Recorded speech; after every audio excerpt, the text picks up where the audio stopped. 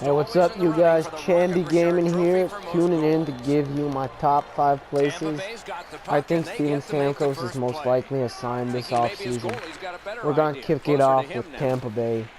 Why is he most likely assigned with him? Primarily because he's been there since he got drafted. It's rare that you see a guy in his mid-20s, definitely approaching his prime or in his prime, moving from his team via free agency like he would do right now. Second of all, they've got huge advantage-wise in negotiations because they can negotiate with him prior to the 1st of July. So that's also a pretty big advantage here. Why he wouldn't sign with him? Maybe Tampa Bay don't want to give him the money that he's asking for. He's probably asking for somewhere upper 10 million. That's what I'm thinking. And when his contract is off, the Tampa Bay Lightning's roster or cap, whatever, they're going to have under $8 million to be able to sign him. So they're gonna have to move a guy who's got around 3 or 4 mil on the cap here. A guy like Colburn or Garrison, Callahan, Boyle. Those are all options they got to move. But you're wondering, how much are they ready to pay him? With the emergence of Johnny Druin, Nikita Kucherov, the great play the team is having as a team, even though he's not there right now in the playoffs. He kept hacking and whacking until that so clearly I think this is maybe having Steve Yzerman rethink this. Because if they don't sign him, they can still sign a pretty good free agent like Louis Eriksson or Kyle Okposo. So I'm not sure what Tampa Bay's approach is on here. Steve Yzerman did say he'll do everything he can to re-sign him. Is that true? I don't know. Second up here is Toronto. Why are they so high? That's Steven's hometown. That's where he was raised. That's where he grew up. And he's kind of indicated via his Twitter, not making any direct comments here, that he wanted to go to Toronto by liking, I believe, a picture of a Toronto jersey with the name Stamkos on the back. I mean, he could have just liked it because somebody was his fan and he said, well, you know, I want to interact with my audience, and I'm really pushing it here. Odds are of him doing that are pretty low. As of right now, this might be surprising, but Toronto has under $1 million in cap. How is that gonna grow? Well, they obviously got some UFAs like Parenteau and Boys, so that's gonna give them a little more cap space. But they're gonna have to move some contracts. But those are contracts that they want to move regardless of signing Stamkos or not. Guys like Brooks Light, Milan McCulloch, Jared Cowan, Jonathan Bernier, all contracts they want to move. Taylor Bozak is also one of the guys that will probably move. So if they got a chance of Stamkos, they're definitely going for it. Why Steven might not want to sign with him, they don't look like they're going to be a contender or even a playoff team for a few years. Yes, they got a few good youngsters in already. Guys like Morgan Riley, Nazem Kadri, Jake Gardner. Austin Matthews or Lene in a few years are going to be absolute studs.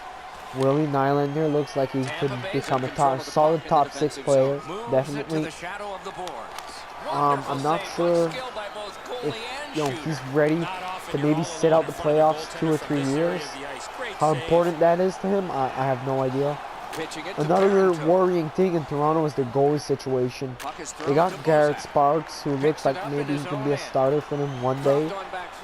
Other than that, they got Johnny Bernier, who's been terrible this season. They're definitely going to try to move him. So, I mean, you need to have a good goalie to be a contender. I don't think an elite one, but, somebody like Crawford at the minimum,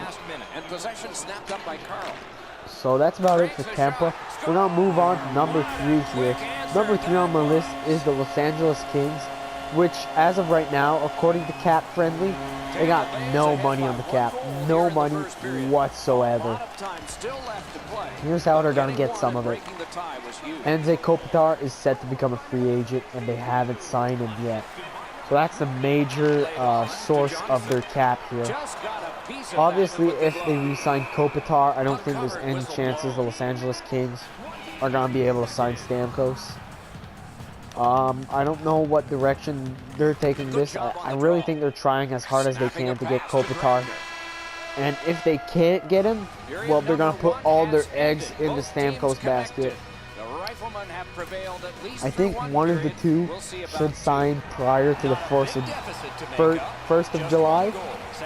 So I think that should give us a lot of information on what could happen here. Also, Vinny LeCavalier is retiring, so that's a pretty good cap clearance here. Chris Versteeg and Milan Lucic's contracts are expiring, so that's also another add to the cap. I'm not sure about Rob Scuderi and Luke Shen's contract situations. If they're still signed with the team, I think LA is clearly going to consider moving them.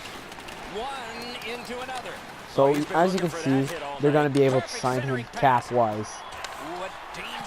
I think the upside here for Stamkos is that this team is probably the most playoff competitive team of all the contenders to sign him. Tampa Bay is close, and I know it clearly didn't go LA's way in the playoffs this year. I just personally think it's a result of making too many moves at the deadline. Changing too much of your team isn't good, and I think it kind of messed up the chemistry. In my opinion, it could be that they're just on the downside here. But they showed that they were still a great team this year. And maybe it's just the fact that this is San Jose's year. There's no way to say that yet.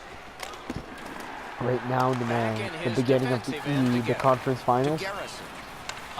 I'm going to go right down to number 4 here. I just want to say the top 3 teams that I listed here are by far the teams with the most odds of signing him. Now, number 4 might come as a bit of a surprise to you guys. I got Montreal. Yeah, Montreal. Here's why. The Canadiens have been looking for a top center for a while here. And yes, you could say they found one in Galchenyuk late this last season. Can he sustain that for a full 82 games? Because he's clearly shown that he's got the talent to be a first-line center. He's a big guy, he can move fast, he's got all the qualities that they need. Can he do it for 82 games? I think Montreal does believe so. I can't give you any guarantee on that. Second of all, Mark Bergevin, which is their general manager, has taken a lot of criticism for not making moves for key players. Let's just agree here that Steven Stamkos is definitely a key player. And I think that would kind of shut up the fans. And I think Jeff Molson is kind of starting to put some pressure on him to make a move, because the Canadiens have clearly not been satisfying in the playoffs recently and just missed the playoffs. They also missed out on Johnny Druin. Yet again, we can't confirm that Tampa Bay was really interested in trading him. Why he might not sign with Montreal? Montreal's got under $1 million on the cap right now, and they don't have any major contracts becoming free agents, so they're definitely gonna have to make some moves.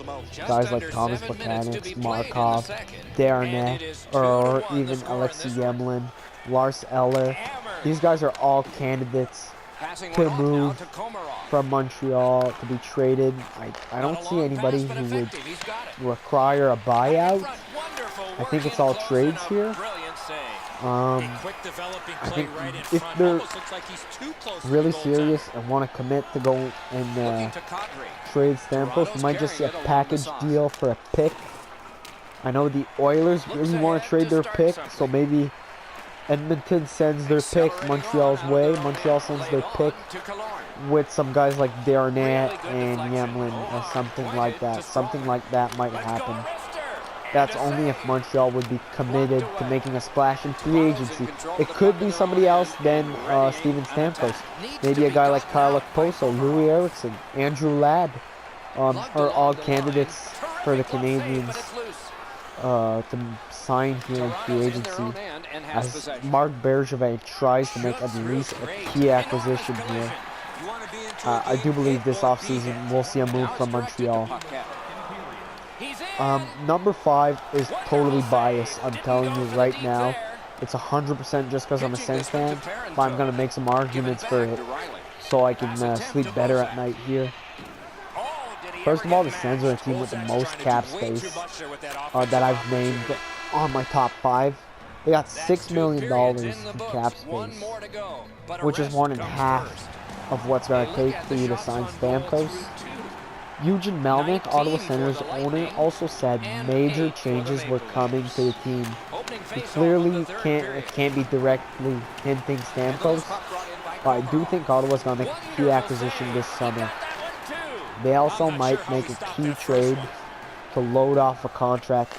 I'm thinking maybe Bobby Ryan, who had a quite deceiving season with the Senators. Brian Murray also said they were looking for a top 6. He's been saying that for the past 2 years. Ottawa was apparently in talks with the Islanders to acquire Kyle Okposo at the draft. So there's no doubt that Steven Stamkos is a top 6 guy. But Ottawa only has $6 million. And to the contrary of the other teams that I've named you, there's not a lot of elements that I can see them moving. First of all, guys like Phaneuf have Phaneuf in particular is a huge contract.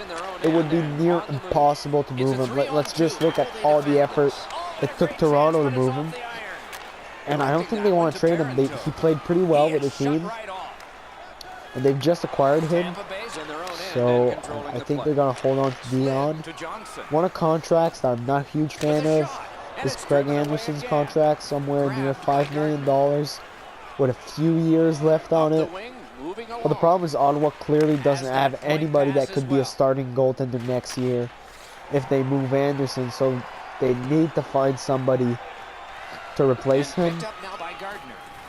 I don't know, maybe Toronto would consider retaining salary and acquire if they trade Bernier. I don't know what, I really don't know what Ottawa could find at the starting goalie position, which would be a cap cut. So that's about it. There's really not a lot of assets that they could move. Maybe Clark McCarter, that's near $4 million. So that's about it for the assets Ottawa could move. That's about it for all the arguments I've got in favor of them possibly making a play for Steven. I know they're not a cap team. They're clearly a budget team. But attendance at the Ottawa Senators game this year was pretty good. So maybe Eugene wants to invest in the team. Another thing that would say Ottawa owner would be ready to invest in the team is they're currently investing in a plan downtown to build a new arena for the Ottawa Senators in a new area that they're building downtown in Ottawa. I do believe there's going to be a Ripley's Aquarium, a huge touristic area. So that's clearly going to increase the attendance to the Sens game. And odds are the prices. The only way that's going to be successful, though, is if Ottawa is competitive. And Stamkos could be a key player for a lot of years down the line. So that's about it for my top 5, guys. Thanks for watching. If you haven't done it already, please like and subscribe. And I'd love to hear in the comments how much you think Stamkos is going to get paid and where he's going to end up. That's about it. Thanks a lot, guys. Thanks for watching.